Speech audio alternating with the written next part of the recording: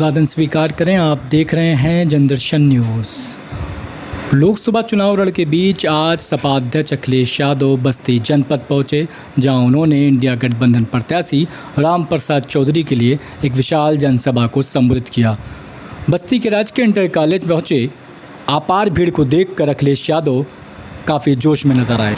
गठबंधन प्रत्याशी राम प्रसाद चौधरी के समर्थन में अपील करते हुए अखिलेश यादव ने लोगों से वोट करने की अपील की। उन्होंने कहा, सरकार बदलने वाली है, ये सरकार ही वादों पे फैल रही है, जो भी वादे किए वो सब जुमले साबित हुए। इंडिया गठबंधन की सरकार आएगी तो किसानों के कर्ज माफ़ होंगे, 30 लाख युवाओं को नौकरियां दी जाएंगी। वहीं अग्निवीर योजना पे बोलते उन्होंने कहा कि ये नौकरी समाप्त कर दी जाएगी, परमानेंट फ़ौज में भर्तियां होंगी। महालक्ष्मी योजना का जिक्र करते उन्होंने कहा कि अभी हमने वादा किया है कि 8,500 रुपये महीने महिलाओं के खातों में जाएगा। इस दौरान अलग अलग तस्वीरें देखने को मिली। लोग खंभों पे नज़र आए, तंबुओं के ऊपर नज़र आए। अखिलेश यादव को देखने के लिए लोगों में एक बड़ा हुजूम था। सरकार बनाना तो चाहते हैं, सरकार तो बनेगी बनेगी, सबसे प्राथमिकता पे होगी तो हमारे किसान जिनका कर्ज माफ करना है और नौजवान जिन्हें नौकरी और रोजगार दिला करके उनके भविष्य को यही निवेदन, यही अपील मैं करने आया हूँ। ये नेता आपके बहुत पुराने नेता हैं कि नहीं आपके, और आपके प्रिय नेता हैं कि नहीं है, तो अपने बूथ की रक्षा करोगे स्वयं के नहीं। ऐसा तो नहीं कि ये कुछ लोग रोके के लिए। अरे घबरा तो नहीं जाओगे आप लोग। वोट डालना, आप बूथ पे रक्षा करेंगे, आप वोट डालेंगे, तभी जा करके आपका संविधान बचेगा, तभी आपका हमारा सम्मान बनेगा। यही मैं आप सबका किया है।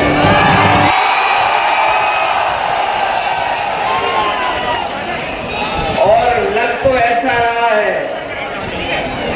कि यहां से राम प्रसाद चौधरी जी न केवल जीत करके जा रहे हैं, बल्कि अभी तक की सबसे बड़ी जीत और रिकॉर्ड मतों से जीत करके जाएंगे। मैं देख रहा हूं इस चुनाव में हर चरण में भारतीय जनता पार्टी के खिलाफ गुस्सा बढ़ता चला जा रहा है। जहां 4 चरणों में भारतीय जनता पार्टी बहुत पीछे छूट गई, वहीं 5वें चरण में जो वोट पड़ रहा है, ऐसा वोट पड़ रहा है कि आपके बगल की लोकसभा अयोध्या से लेकर के हर जगह भारतीय जनता पार्टी का इकरार सफाया होने जा रहा है। न केवल गुस्सा बढ़ रहा है, बल्कि आप देख लेना जब 7वें चरण में चुनाव आएगा, जनता का गुस्सा भी 7वें आसमान में दिखाई देगा। बीजेपी के जाने कितने नेताओं ने क्या क्या बातें रखी हैं, अभी तक जितनी भी बातें उन्होंने रखी हैं, बीजेपी के नेताओं के भाषण और भाषण में उनकी बातें आपने सुन ली होंगी। 4 चरण के बाद ही उनके भाषण की भाषा बदल गई। वही पुरानी कहानी सुना रहे हैं, वही घिसे पिटे डायलॉग सुना रहे हैं। ये इस बार जनता इनको सुनने के लिए तैयार नहीं है। जो 10 साल में दिल्ली की सरकार के जो कामकाज थे और उत्तर प्रदेश के 7 साल, तो लगभग 17 साल की सरकारों का हिसाब किताब देना है। जो मुख्यमंत्री हमेशा बुलडोजर लेकर के तैयार रहते हैं और अन्याय के लिए अपनी पुलिस प्रशासन को आगे कर देते हैं, उनकी हर परीक्षा का पेपर रद्द हुआ, पेपर लीक हुआ। और ये पेपर लीक हुए नहीं हैं, सरकार ने जानबूझ करके कराए जिससे नौकरी न देनी पड़ जाए। नौजवान पूरी ईमानदारी से इनके खिलाफ खड़ा दिखाई दे रहा है और मैंने नौजवानों को हर सभा में कहा है कि आपके 10 साल नहीं खराब हुए हैं, पीछे कर लो यार, थोड़ा पीछे आपका करके बना एक लो। तिहाई जीवन इन्होंने खराब कर दिया। तो नीचे करके बना अरे लो। ठीक है ना, जब आइडिया आएगी तभी रास न किसान की आय दोगुनी हुई, न महंगाई को रोक पाए, और इलेक्टोरल बॉन्ड से इन्होंने जो पैसे की वसूली की उससे तो इनकी भ्रष्टाचार की पोल खुल गई। तो उत्तर प्रदेश के साथ जो भेदभाव हुआ है, बिजली का प्लांट लगाया समाजवादियों ने बगल में, क्या बिजली सस्ती हुई कि महंगी हो गई? मीटर लगा करके इन्होंने बिजली महंगी कर दी। और इस देश का और उत्तर प्रदेश का नौजवान अग्निवीर वाली व्यवस्था फौज की कभी स्वीकार नहीं कर सकता। जब भी सरकार में आएंगे अग्निवीर व्यवस्था हमेशा हमेशा के लिए खत्म हो जाएगी। और 4 जून को हमारे आपके खुशियों के और सुनहरे दिन तो आ ही रहे हैं, लेकिन हमारे प्रेस के लिए भी फ्रीडम का दिन है। वो जनता खुद लड़ रही है और जनता को ये लगता है कि उनका संविधान खतरे में है। इधर जो उन्होंने कदम भी उठाए हैं, किसी की सुनवाई नहीं है। अगर संस्थाएं खत्म हो रही हैं, अगर आपकी सुनवाई संस्थाओं से नहीं है, संस्थाओं में कोई सुनवाई नहीं है, तो समझ लो ये संविधान गया आपका। और इस आपको सोचना चाहिए, पुलिस विभाग के लोग भी खड़े हैं, अधिकारी खड़े हैं। ये पहली सरकार है जिसने अपना चीफ सेक्रेटरी नहीं अपॉइंट कर पाया।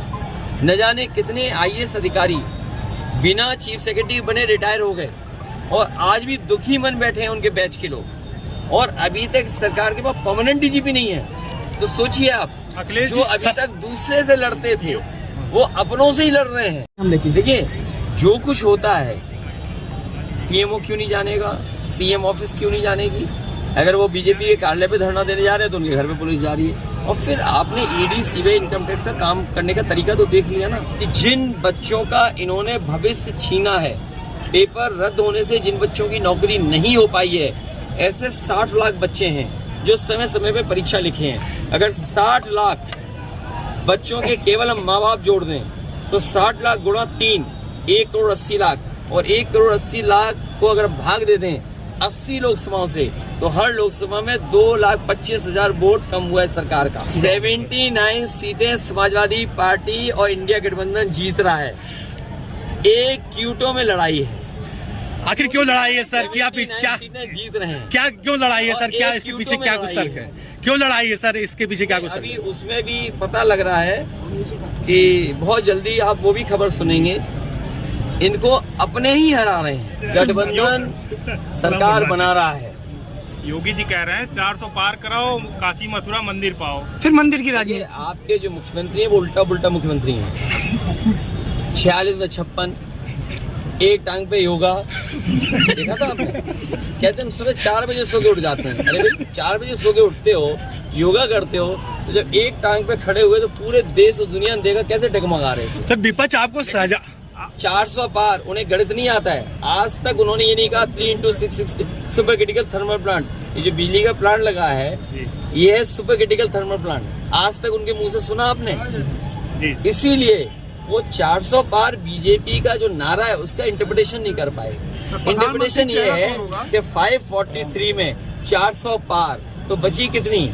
143। तो 143 बची है, तो कितनी हुई 143? 400 के पार 143 बची है आपकी। क्या आपको लग रहा है कि 140 करोड़ जनता इन्हें 140 सीटों के लिए भी तरसा देगी। बूथ कैप्चरिंग सर विपक्ष आपको सजादा करके बूथ कैप्चरिंग में एक वीडियो हमें मिला था फरक्काबाद का, और फरक्काबाद में कई जगह बीजेपी ने कोशिश की। इनकी जो बूथ कमेटी है लूट कमेटी बनना चाहती है, लेकिन लूट कमेटी नहीं बन पाएगी। उसके लिए समाजवादी लोग अपने बूथ की रक्षा करेंगे। सर आप ही के द्वारा ये आरोप लगाया गया था कि प्रधानमंत्री, इंडिया का प्रधानमंत्री अपने कई चेहरों में से एक चेहरा तय कर ले। सर विपक्ष आपको शहजादे करके संबोधित करती है, तो इसके पीछे क्या कुछ रीजन है? शहंशाह यही कह सकते हैं।